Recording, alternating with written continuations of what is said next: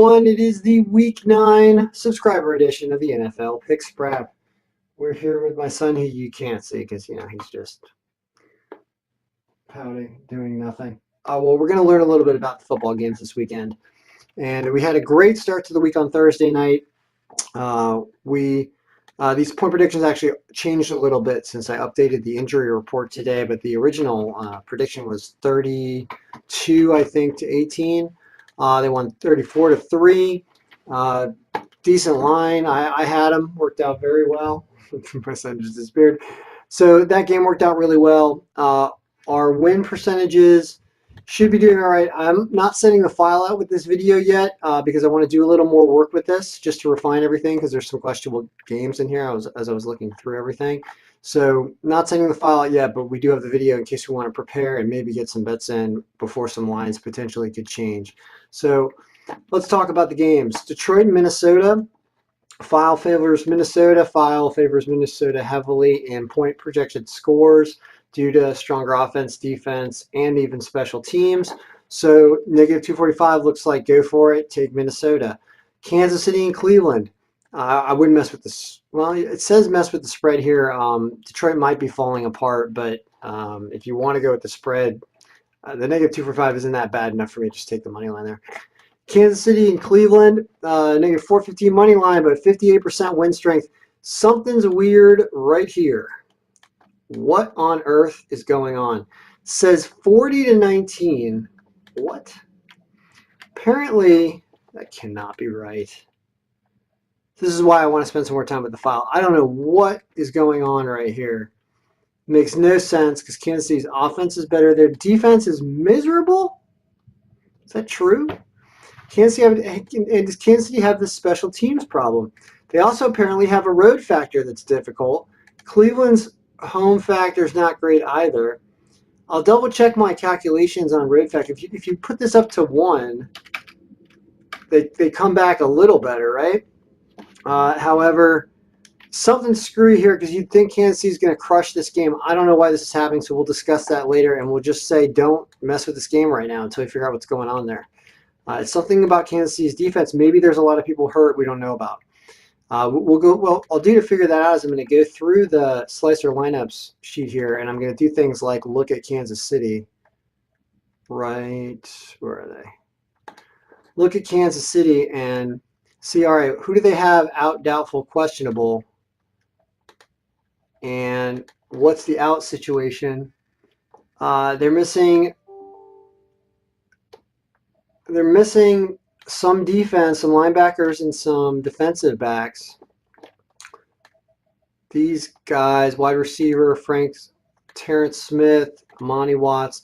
Kind of want to work with also my defensive formula calculations by player because I'm just not sure if the defense is totally still calculating properly because we do get these weird things that happen. So we'll go back here.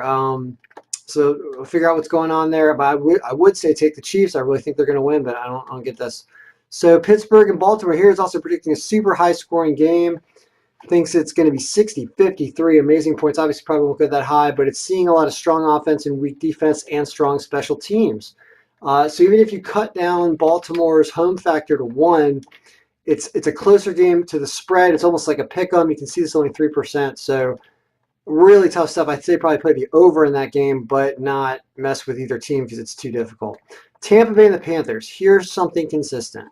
Likes the Panthers, 44%. Likes some point scorer. The offense on Tampa can be big, but their defense is not there. Special teams, slightly advantaged. Might be closer than this, but defense on Carolina probably going to hold up. Carolina better at home, as you can see. Tampa Bay worse on the road. So really like Carolina as a win pick on the money line there. Jets and Dolphins in Miami. Jets are slightly favored by win strength. Miami slightly favored in projected score. Miami has a stronger home factor. However, the Jets have a stronger road factor. I bet you this brings it down. No, not much. So thinks Miami's going to pull this game off at home. If it's still hot down there, there's potential for that tough game to pick. The line kind of favors. The line actually is set at what I would think it would be odds-wise. So I don't like betting anything in that game, actually. Probably staying away completely. Atlanta and the Redskins. We see the Redskins are heavily favored by win strength, yet what is this insanity? This is because of, see, you know what? My defensive calculations are off. That's what's throwing these amazing point projections in here. I need to work on that. I think the Skins are going to win this game, but it's saying that Atlanta's offense is so overpowering that even on the road, they're going to cause the Skins trouble. So whether that number is accurate, which of course it isn't, I don't think they're going to put up 60 points. I need to adjust this defense to see who's playing, probably add some contribution for percentages for players that haven't had any games this year or very few. And that's why it is distorting the defensive C-score so low for some of these teams that probably have a ton of injuries like Kansas City and the Redskins. But it's really something to know. This is something we haven't seen in previous years. So I like to get this look and really keep an eye on games that scare you. So this scares right now. We'll talk about the defense, I think, before this weekend. Chicago and the Bills. Chicago should win this game, and it shouldn't be very high scoring because it's in Buffalo. So I think you do take the money line, and you probably take the under. That's my guess there. Chicago will win that game. Definitely take the money line there. I don't think Buffalo is going to pull that out. I mean, it's a couple weeks. Chicago's been reliable, but they can mess up. That's pretty solid there. I think Chicago wants to win that game.